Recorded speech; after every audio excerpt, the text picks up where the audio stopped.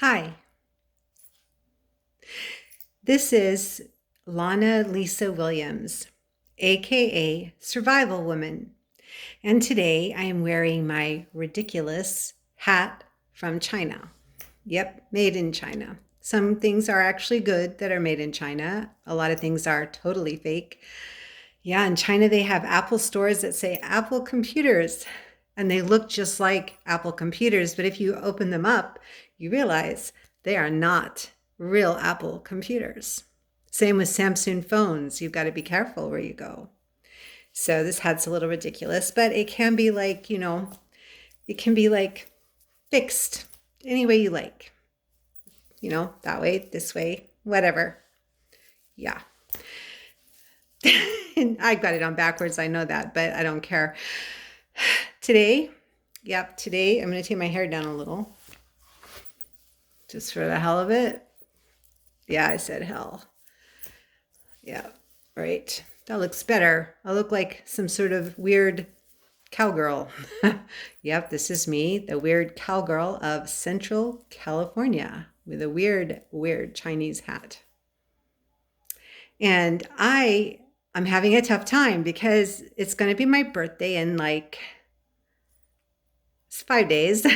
Yeah, count on my fingers. I'm an English teacher, not a math teacher. However, I do have a good way of remembering numbers because I have a photographic memory. Yeah. Anyway, so my birthday's in 5 days, and my husband's in prison, and I can't visit him. There's no way. Even if they open visiting this week, I couldn't go because they have banned me until June 23rd because I turned in an application at Christmas time and they said, "Oh, you forgot to tell us you had this bad car driving record thing in 2007." Yeah, 2007. And so therefore we will ban you for 6 months and you cannot even reapply until 6 months have passed. That was so sweet of CDCR, the California Department of Corrections and Rehabilitation, with a very minor emphasis on the rehabilitation part. I'm really mad at the whole justice system that puts men in prison for years, half their lives or more, because frankly, I just don't see what's the point, or their whole life. What's the point? You might as well just shoot him dead. I mean, put him in prison for his whole life? No chance of getting out? Shoot him. I mean, that's what China does. Or shoot him and then take out his organs and sell them to the highest bidder. Being a little bitter at the moment because, it's almost my birthday and I'm mad because the CDCR makes a lot of money guarding prisoners, even those they consider to be illegal aliens. Yep. And once they're out, they'll just like deport them off to Mexico or something where they haven't lived for like a long time. Yeah, that sounds fair. So, yeah, I'm an activist. Someone asked me that once. Are you an activist? I'm like, yeah, but don't put me in a certain like category because my category is not that predictable. Right. But I'm mad because it's almost my birthday and I have 4 kids. And I mentioned this 2 videos ago when I was talking about my birthday. And it was kind of late at night and it's still light out. This is all natural light you're seeing. I probably look better in natural light. It's coming through my glass doors that go to the patio, all completely natural light. Yay. And yeah. So I was driving home after spending the whole afternoon driving around Central California doing errands, returning things at the store and picking up things at the medical clinic and blah, blah, blah. And sitting in traffic. I was a little angry. I'm thinking, I really want to see my husband for my birthday. Yep. So President Biden, please just make that possible. I think you could. Or definitely Governor Gavin Newsom. Dude, don't keep ignoring me because I'm not going away. And I'm asking you, please, free my husband from prison because I need him. And yes, I'm going to sound a little like a Texas woman any second because I used to live in Texas. I need him. And you've got him. And that is not okay.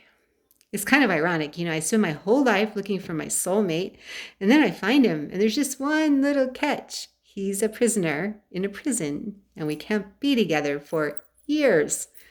Oh, yeah. But hey, last year, 2019, actually the year before, yeah, last year was horrible, 2020. I didn't get to see him at all. I haven't seen him in over a year. But in 2019, I did get to see him all year.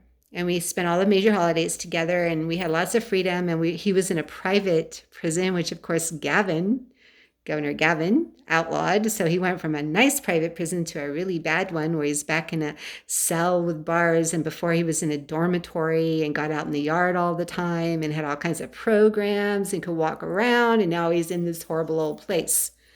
So, I have a thing, Governor Gavin, with your management of prisons and prisoners. And, we've got to change some of that.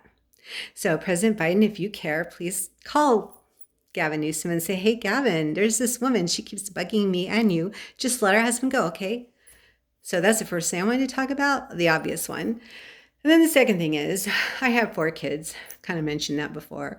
Only one of them acknowledges that I'm alive. And they're all young adults. Yep.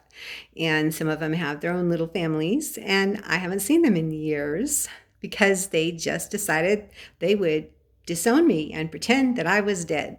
Well, I'm not dead. Don't look dead. Do I look dead to you? Nope. And honestly, I just have a problem with that. So to my oldest daughter, you know who your name is, what your name is. Yeah, I'm making lots of sense. English teacher here. To my oldest daughter, I am not dead. And this is for you and your children, because they're going to ask, hey, why didn't we ever meet that mother of yours? Or you just told them I died, or I'm a serial killer in prison somewhere, or I ran off to North Korea and got lost. What are they they're teenagers, practically, some of them, a couple of them. And what are you going to tell them? And then your younger brother followed your example because he kind of did whatever you did. And then the youngest child of all, my youngest son, also followed your example. Yeah, yay. Great example. Show people that they could just pretend their mother's dead. Well, I birthed you and I raised you and I took care of you when you're little. And yeah, I made a few mistakes when you were like 13 and in your teens. Yeah, I was married to a bad man and I was being abused and I made some mistakes. I didn't get away from him soon enough and I took medications I shouldn't have taken. They were all legal, but I just took too many. And I had a little problem with all that, but I finally got it all straightened out. And I went overseas to teach English. And rather than say, yay, mom, go, you went off to Russia to teach English all by yourself right before winter. Instead of saying, hey, good job, mom. I would think another woman would say, hey, go for it, girl. But you said, how dare you do that? Because your younger son is only 15. He needs you. Well, my younger son was with his dad, the really evil man who abused me. And I figured he could get by while I was gone. And I was only going to be gone like a year or two. I know it turned out to be 5 years, but I did come home after 4 years during the summer for 2 months. In 2014. And I think that was the last time I ever saw you. 2014. Wow, that's great. So it's 2021.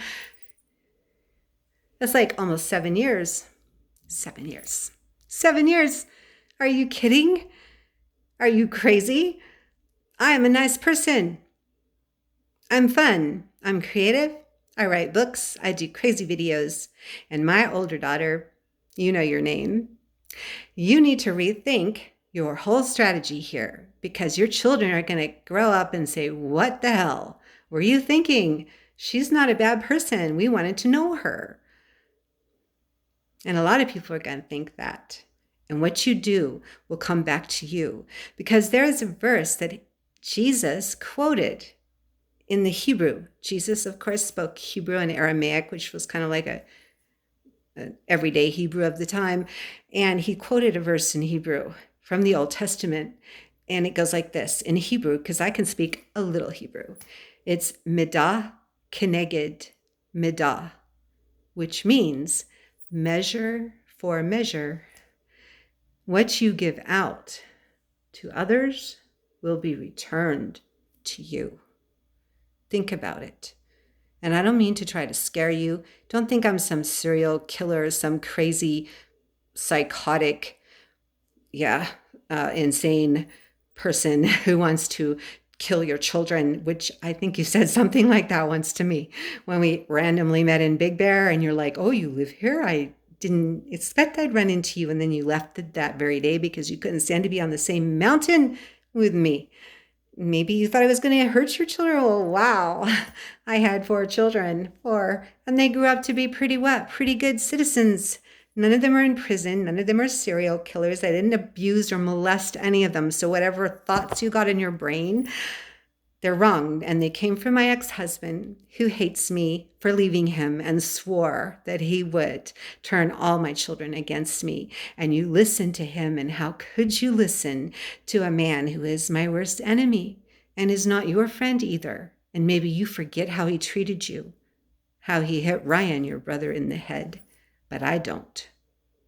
And maybe you don't know what he did to me, like he strangled me. No joke.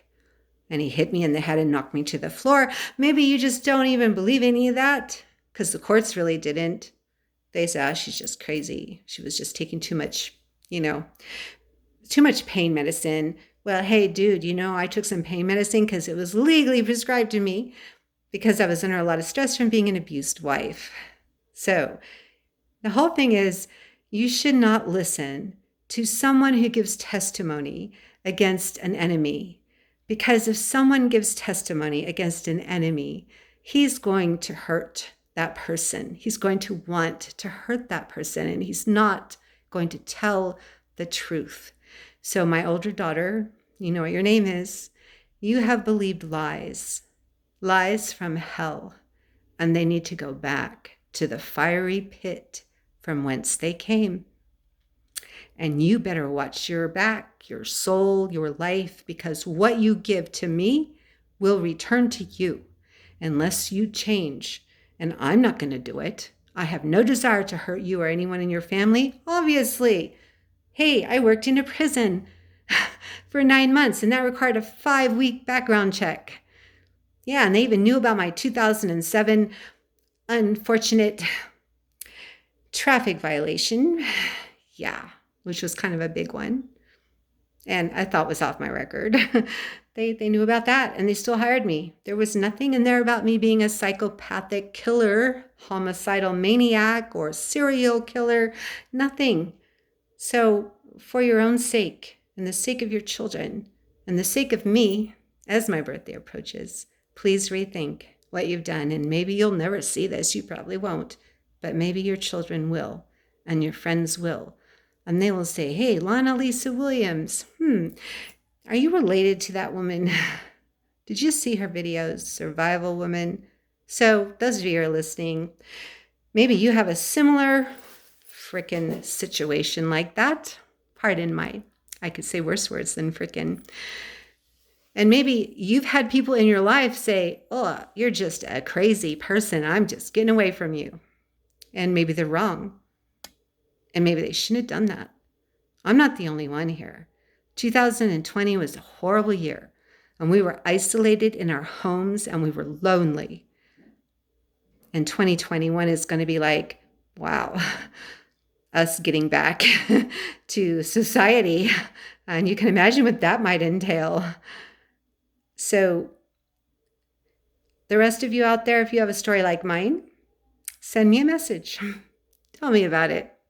And I'll pray for you, and you should pray for me, because I really want on my birthday in 5 days to actually hear from all 4 of my children, and not just the one younger daughter who acknowledges that I'm alive and actually texted me today, and often does. And I visit her and we hang out. Yeah. So that's 25% success rate. Not very good. Exactly. It could have been 0 success rate, but I expected more than 25%, more than 1 out of 4 children to actually care that I lived and to actually remember I birthed them and took care of them when they were little. And even if I made mistakes when they were teenagers, and I must add, self-centered, difficult teenagers, that they would get over that. And as their children maybe become teenagers, soon they'll realize, well, yeah, that whole teenage thing is hard.